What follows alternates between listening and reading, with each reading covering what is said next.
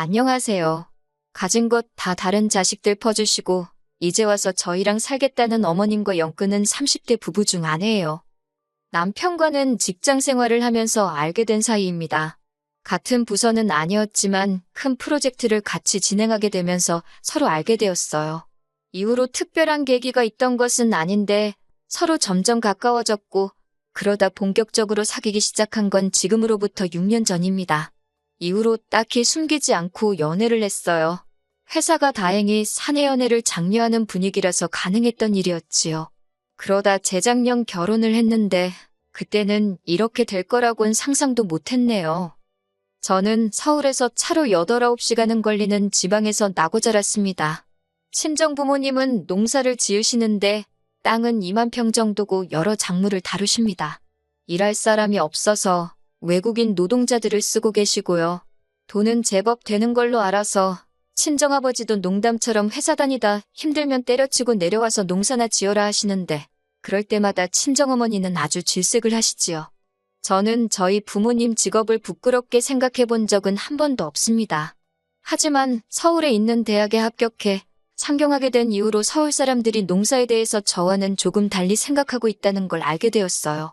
어쩌다 친정 부모님이 농사를 짓는다고 하면 다들 돈은 안 되고 힘든 일을 하신다고 생각하는 눈치더라고요. 처음엔 그런 반응이 속상해서 그런 편견을 바로 잡아주고 싶은 마음에 이렇게 저렇게 구구절절 설명을 하기도 했는데 그래도 별로 달라지는 것도 없고 저도 힘들더라고요. 그래서 요새는 그냥 농사 지으신다 이야기하고 이후로 상대가 어떻게 생각을 하건 말건 관심을 두지 않는 편입니다. 반면에 저희 남편의 경우 서울에서 2시간 정도 떨어진 곳에서 나고 자란 사람이에요. 아버님, 어머님 두 분이 같이 식당을 하셨는데 한때는 TV에도 나오고 했을 만큼 인기가 있었던가 봐요. 그런데 그 식당을 다른 자식들하고 상의도 없이 몇 년 전 아주버님한테 넘겨주셨답니다. 저희 남편에게는 위로 4살 많은 형과 아래로 2살 어린 저와 동갑인 신우가 있거든요. 그런데 저희 남편과 달리 아주버님이 오랫동안 진로를 정하지 못하고 방황을 했던 모양이에요. 그렇다고 아버님 어머님이 그걸 보고만 계셨던 건 아니고 이거 배운다 하면 돈 대주고 저거 배운다 하면 돈 대주고 그러셨다는데 그럴듯한 결과를 한 번도 낸 적이 없었답니다. 감옥은 돈만 몇 천은 될 거라대요. 그리고 그 와중에 장가도 갔는데 벌어놓은 돈이 없으니 무슨 돈으로 장가를 갔겠어요? 그 또한 전부 저희 아버님 어머님 주머니에서 나온 돈이었지요. 그런데 문제는 장가까지 간 아주버님이 밥벌이를 못하니 형님이 같이 사내 못 사내 하고 난리를 쳤던가 봐요. 그러니까 그 형님 달래준답시고 아버님 어머님이 하시던 식당마저 기어이 아주버님한테 넘겨주신 거지요. 그리고 여기서부터 저랑 남편이 화가 나는 부분인데 잘 되는 식당을 물려받았으면 책임감을 가지고 이끌어 나갈 생각을 해야 하잖아요? 그런데 툭하면 이래서 문 닫고 저래서 문 닫고 재료 손질하기 까다롭다고 메뉴를 홀딱 없애고 그러니까 가게가 금방 내리막길을 걷더라고요. 그래도 어떻게 또 막판에 어머님 아버님이 마지막 당신들 노후자금 다 끌어다가 대주셔가지고 용케 문은 안 닫았는데 전 솔직히 시간 문제라고 봅니다. 신우도 사는 건 녹록지 않은 모양새였어요. 남편보다 어린 신우였지만 대학 졸업 후 동네 작은 회사에서 일 좀 하다가 바로 시집을 갔거든요. 결혼하자마자 애 갖고 그래서 회사 관두고 이후로 애를 연년생으로 둘이나 낳으면서 완전히 전업주부가 되었다대요. 그리고 신우 남편은 동네에서 작은 카페를 하는데 처음엔 괜찮았던 모양이에요. 하지만 신우 남편이 카페 열고 2년이나 지났나 그 즈음에 바로 옆 건물에 대형 프랜차이즈 카페가 들어왔답니다. 뭐 그래도 작은 카페 찾아주는 손님들이 있긴 해서 이래저래 버티고는 있는데 매번 죽는 소리가 장난 아니에요. 그리고 어머님 아버님이 도와주신답시고 대출까지 받으셨다 들었습니다. 말로는 신우가 갚는다고 했는데 누가 갚고 있는지 그 속을 누가 알겠어요. 이런 모든 사정을 결혼 전에 알았다면 제 결정이 좀 달라졌을까요? 그럴지도 모르지요. 하지만 결혼 전에는 그저 어머님 아버님이 식당을 하시고 TV에도 나왔다 해서 더 깊게 파고들 생각을 못했어요. 식당에 가보시면 알겠지만 내부 인테리어도 그렇고 제법 그럴듯하거든요. 그리고 아주버님이나 신우 다 가정 꾸리고 잘 산다 하는데 제가 솔직히 어떻게 해놓고 사는지 뭘 먹고 사는지까진 따질 수 없잖아요? 그저 가족들 다 자기 밥벌이는 하고 사는구나. 그럼 됐다 싶었네요. 남편하고 저 두 사람만 놓고 봤을 때는 솔직히 비슷비슷한 조건이기도 했고요. 결혼할 때 시댁으로부터 도움은 전혀 받지 않았습니다. 지금에서야 생각해보면 남편이 먼저 성인들이 결혼하는 건데 부모님 도움을 받는 건 아닌 것 같다. 반반이 어떻고 저떻고 한 게 다 쉬운 건가 싶기도 해요. 어차피 아버님 어머님은 저희를 도와주실 형편이 못 되었으니까요. 하지만 그때는 남편이 하는 말이 그럴듯하다. 일리가 있다 싶었어요. 그리고 어쨌든 저희 부모님도 농사로 힘들게 돈을 벌고 계셨으니 저도 손 벌리고 싶지 않았고요. 친정 부모님은 그래도 아무것도 안 해가면 시부모님 눈밖에 나지 않겠냐며 예단 비용으로 2천만 원을 주셨는데 솔직히 그 돈은 제가 중간에서 가로챘어요.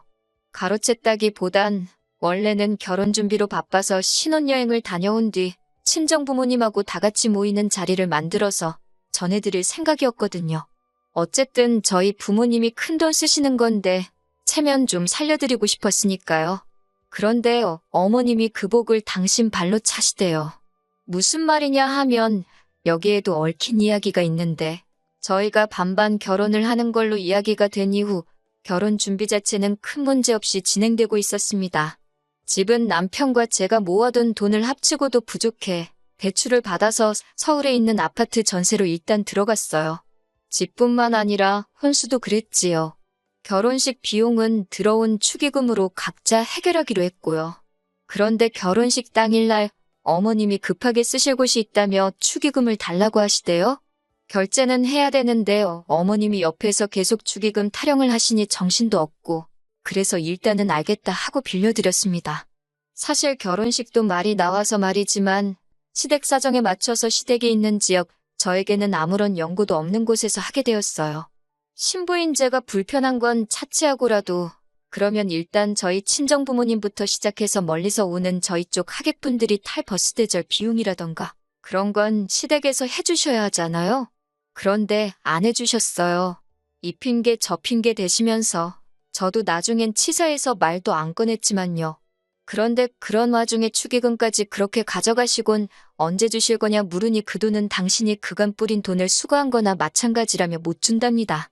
황당했지요. 솔직히 하객 대부분은 남편 하객이었으니까요. 그리고 더 황당한 건 그렇게 가져간 축의금을 알고 보니 아주버님한테 주셨더라고요. 아주버님이 그때 마침 급하게 식당 일로 돈이 필요했다나요? 말로는 1,000만 원도 안 됐다는데 1,000만 원이고 500만 원이고 돈은 돈이잖아요.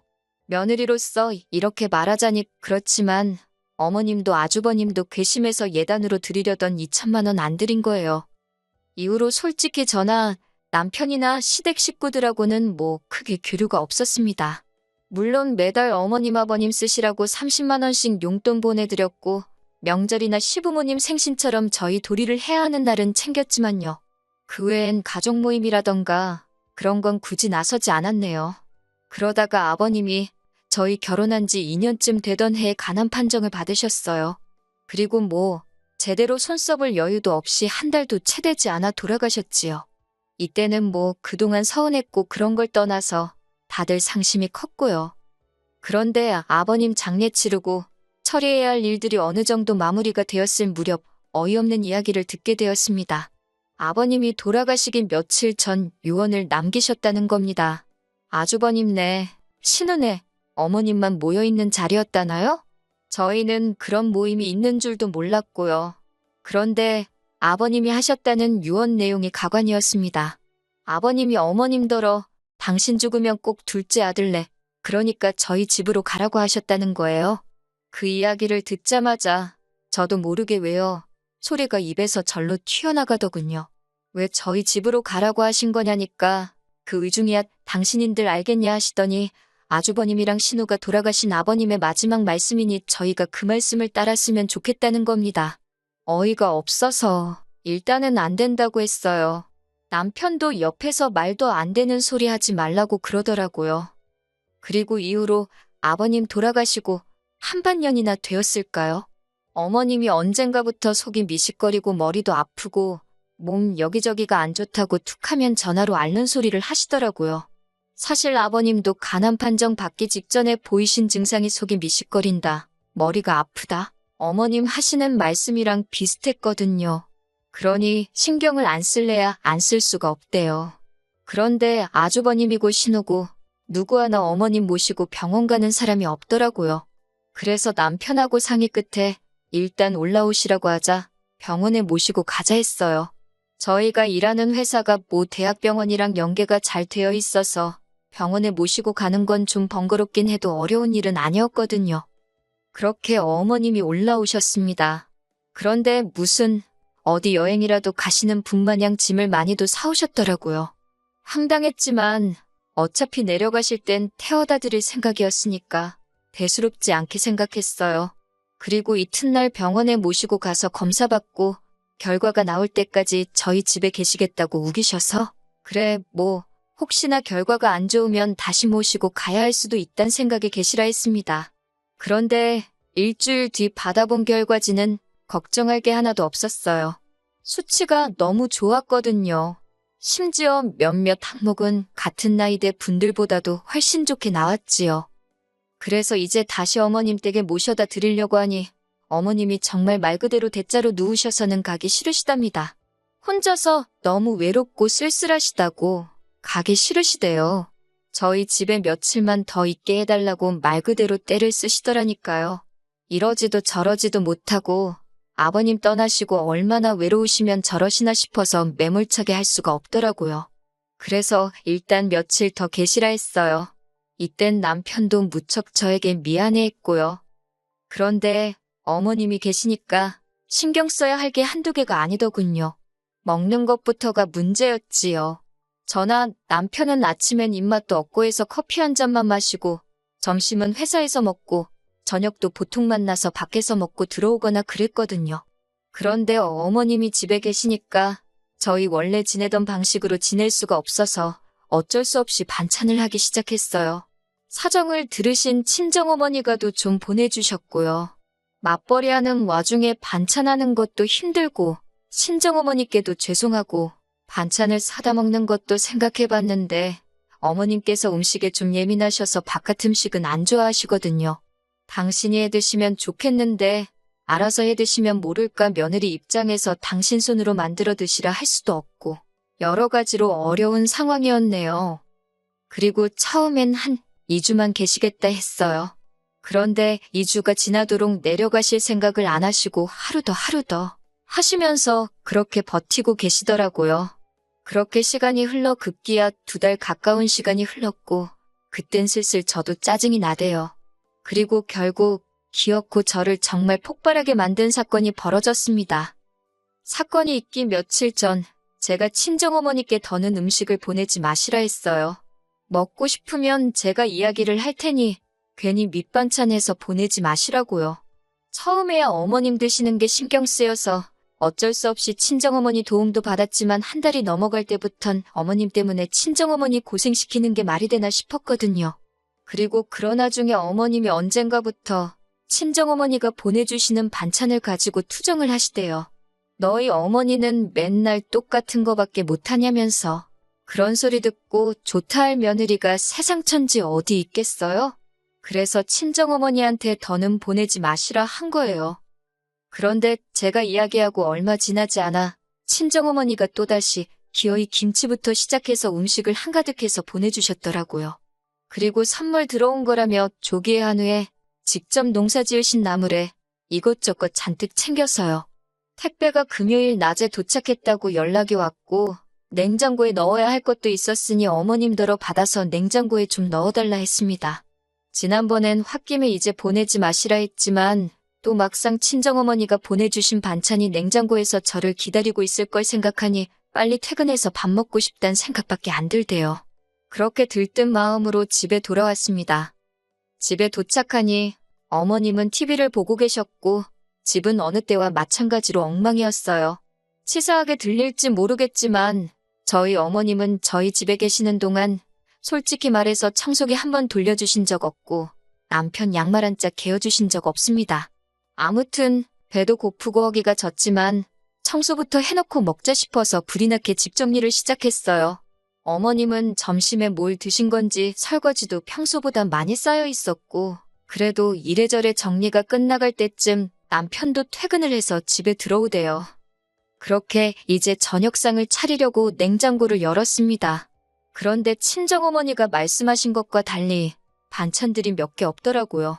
심지어 뚜껑을 여니 반밖에 안 찬 것도 있었고요. 그래서 어머님께 이게 전부냐 물으니 어머님이 아무렇지도 않은 표정으로 반찬이 너무 많아서 신우를 불러서 챙겨주셨다는 겁니다. 제가 황당해서 저한테 말도 안 하고 신우한테 준 거냐니까 그럼 당신이 그런 것도 저한테 허락을 받아야 하냐대요. 어이가 없어서 저희 친정어머니가 보내주신 거잖아요. 라고 대꾸하니 니네 친정어머니가 너 혼자 먹으라고 보냈겠냐면서 저더러 욕심도 사납다 그러시는 거예요. 그러면서 저더러 성격을 좀 고쳐 그러는데 황당해서 말도 잘 안 나오대요. 그리고는 설마 싶어서 냉동실을 열어보니 친정어머니가 보내주셨다는 것들도 하나도 안 보였어요. 제가 조기랑 한우랑 나물 말린 건 다 어딨냐고 하니까 어차피 니들 집에서 밥도 잘 안 먹지 않냐면서 거기 신혼에는 애들도 있고 그래서 그것도 줬답니다. 얼마나 아무렇지 않은 표정으로 뻔뻔하게 말씀하시던지 황당해서 기가 차더라니까요. 저는 말 그대로 할 말을 잃었습니다. 어쩜 저렇게 뻔뻔하신가 싶고 어디부터 따져야 되나 화가 나서 머리가 안 돌아가는 느낌이었달까요. 그런데 그때 모든 상황을 지켜보고 있던 남편이 재산은 형한테 다 퍼주고 이제 퍼줄 게 없으니 우리 집 냉장고를 신우한테 퍼주냐면서 도대체 나한테는 뭘 해주려고 이러는 거냐고 빈정대기 시작했어요. 그러자 어머님께서 당신 사는 집 거기 보증금 빼서 저희 주신답니다. 저는 솔직히 그때까지 그 집은 그래도 어머님 아버님 명의로 돼 있는 줄 알았는데 반월세라는 사실을 알고 깜짝 놀랐어요.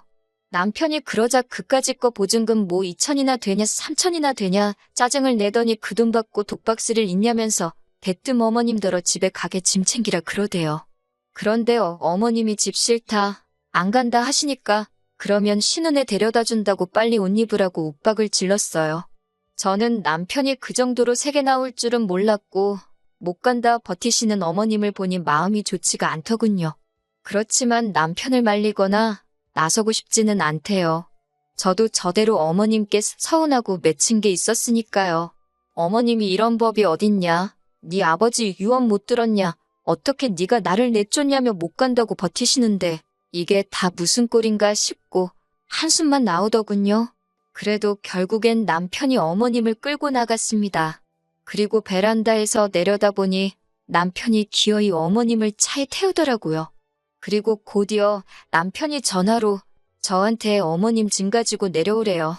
전 그때 남편이 시키는 대로만 움직였어요. 그렇게 어머님 짐을 챙겨서 1층으로 내려가니 남편은 운전대를 잡고 씩씩거리고 있고 어머님은 흐느끼고 계셨습니다. 당신이 뭘 그렇게 잘못한 거냐며 너네는 여유 있게 살지 않냐. 아주버님 내하고 신혼에는 그게 안 되니까 좀 도와준 건데 그걸 이해를 못하냐면서. 하지만 제가 보아하니 반찬을 준 게 문제가 아니라 그간 남편 가슴에 맺힌 게 있던 게 그렇게 터져나온 게 아닌가 싶어요. 그러니 더욱이 제가 끼어들 수도 끼어들고 싶지도 않았네요. 그리고 남편과 함께 차에 올라탔고 그 길로 신우네 집으로 향했습니다. 신우네 집 앞에 도착해 신우를 불러냈고 그대로 어머님을 내려드렸지요. 신우가 어머님을 보더니 놀라면서도 난처한 얼굴로 지금 이게 무슨 일이냐고 저희에게 묻길래 어머님한테 직접 여쭤보라 했네요. 그러니까 신우가 대뜸 지금 반찬 몇 개 가져가서 이러는 거냐며 신경질을 내는 게 아니겠어요? 그러자 남편이 반찬 몇 개, 어머니야 그렇다 쳐도 너는 그러면 하다못해 잘 먹겠다 연락이라도 하는 게 예의 아니냐면서 사가지가 없다고 욕 비슷하게 뭐라 했지요. 그러자 곧이어 신우 남편도 튀어나왔는데 뭘 처먹다 나왔는지 입가가 번질번질 재수 없더라고요. 더는 상종할 필요도 없다 싶어서 그대로 남편하고 집에 돌아왔습니다. 그리고는 뭐 아주버님한테 전화 오고 신우한테 전화 오고 하는데 남편이 먼저 나서서 우리는 못 모신다고 딱 못을 박더군요. 전화 내용이야 제가 다 듣진 못했어도 이후로 지금까지 연락이 없는 걸로 봐서는 얼추 정리가 된 것 같습니다. 솔직히 저도 그렇고 남편도 그렇고 마음이 후련하고 그런 건 아니에요. 그런데 뭐 남편이 먼저 다 필요 없다. 사람 대접해주는 처가에 더 잘하고 살겠다 하니 저로서는 거절할 이유도 싫다 할 필요도 없잖아요? 제가 알기로 어머님은 결국 집으로 돌아가셨어요. 그러게, 자식 셋 고루고루 챙겨주셨으면 얼마나 좋았을까요? 아니면 아예 다들 각자 도생하게 내버려 두시던가. 어머님 처지가 안타깝긴 하지만 어쩌겠어요. 시간이 해결해주면 다행이고, 아무튼 이렇게 말해도 될지 모르겠지만, 사람이건 뭐건 뿌린 대로 거둔다는 말이 딱인 것 같습니다.